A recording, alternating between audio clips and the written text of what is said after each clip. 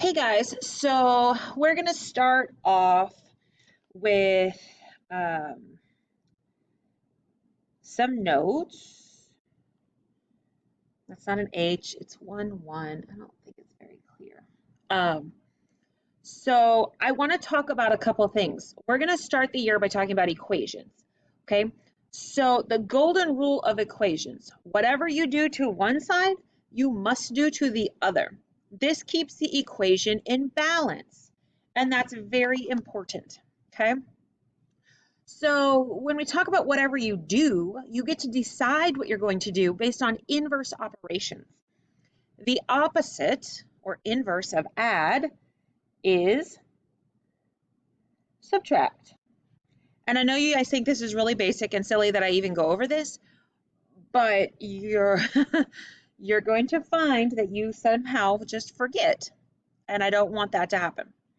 Okay, multiply. The opposite of that is divide.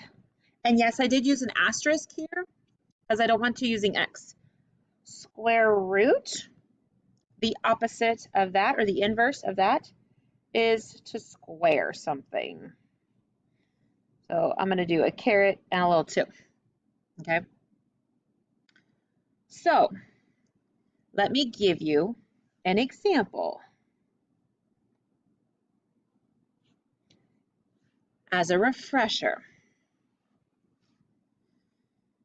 if I have this equation, 7p minus 3 equals 32, okay?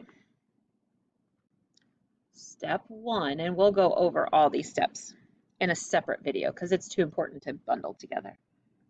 You're going to draw this line. I don't care how good you are at this, you draw that line, okay?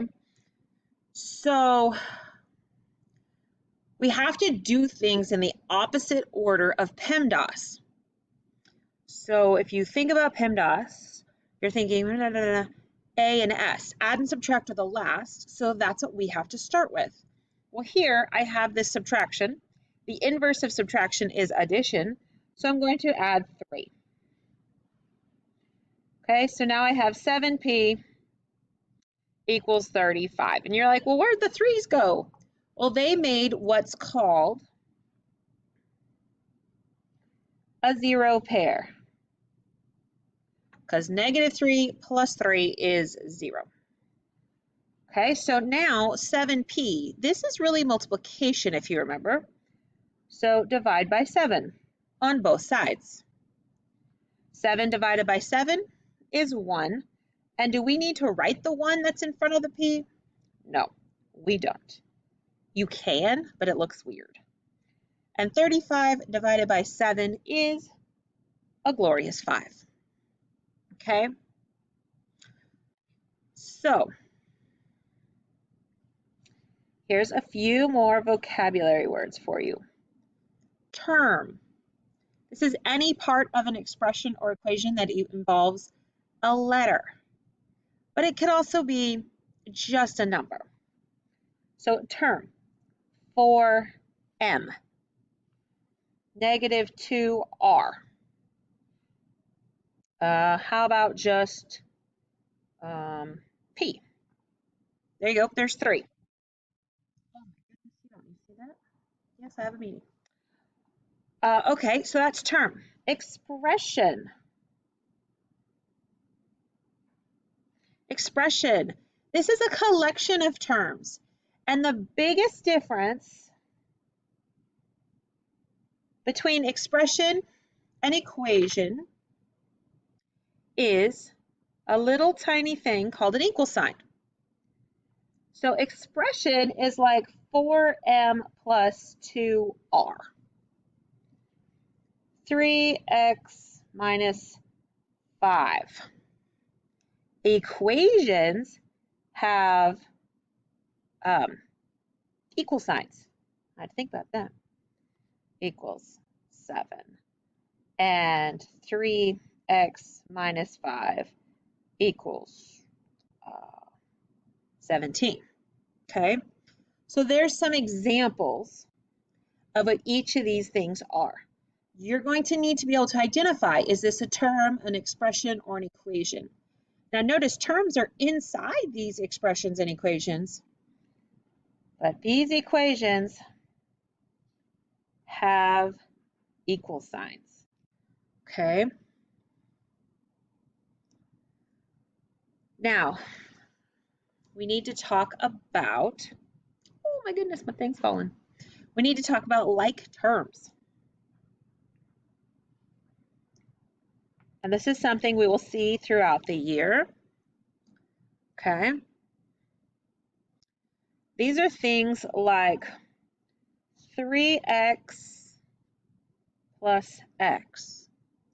These both have x. Now, one question I have for you is how many x's is this one? It's just one. So if you want, write the 1. Well, 3x plus 1x, that's 4x.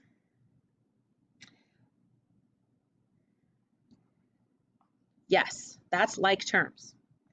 If I have 3x plus 2y, no, not like terms.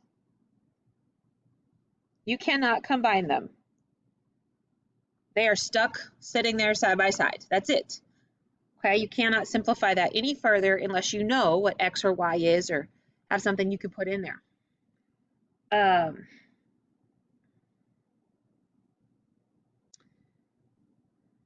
What about if I have 5x times 4y?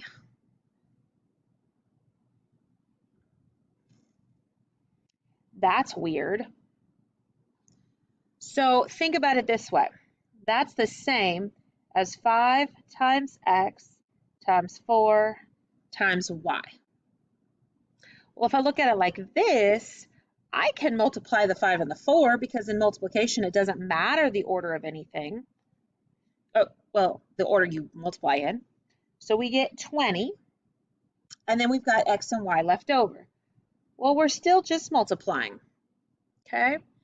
So if I asked you to simplify this, this is where you'll go.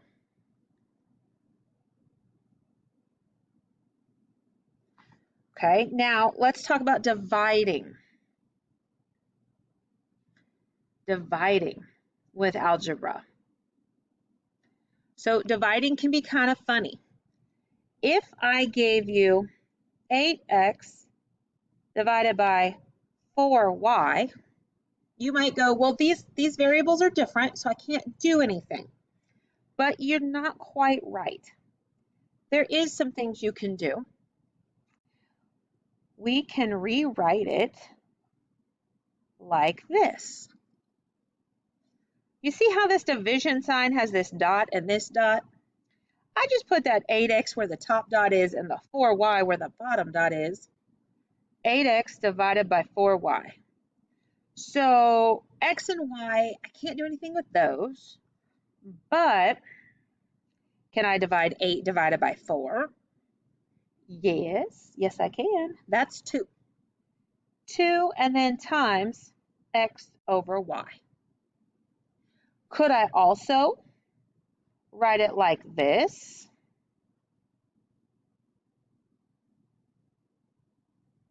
Yeah, I sure can. Because there's truly a 1 right here. 2 divided by 1 is 2. These are the same thing. Okay. Let me check, see what else I got. Okay. So the last piece I want to go over, and I may go over this again a little bit more if we have questions, but I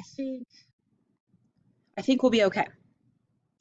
So we have 3 different types of answers that you're going to have. You could have, let me see this.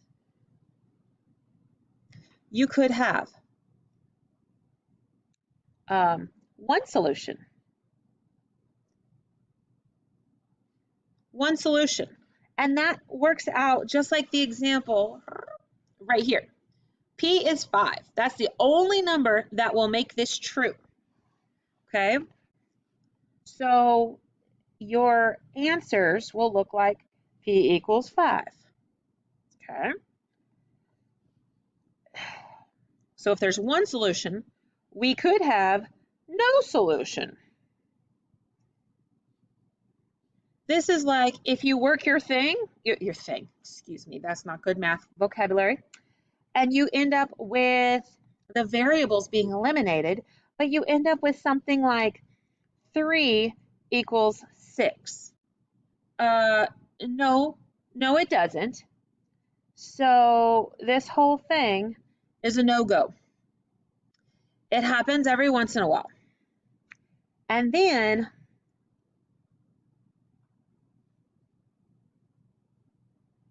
the last one, multiple solutions. This is where you will see equations and they'll be like 5y equals 5y. Well, when I divide by 5 on both sides, I get y equals y. Oh, not 5. Y equals y. Great. But any number I put in there, so any number works. You could put 36, you could put -4, you could put 100. They all work. It's not just one solution. So notice how my answers look. I have a variable and a number. I have two numbers, and then I have two variables. So it's a little bitty hint about the three types of solutions. Okay? So I will see y'all in class when I see you.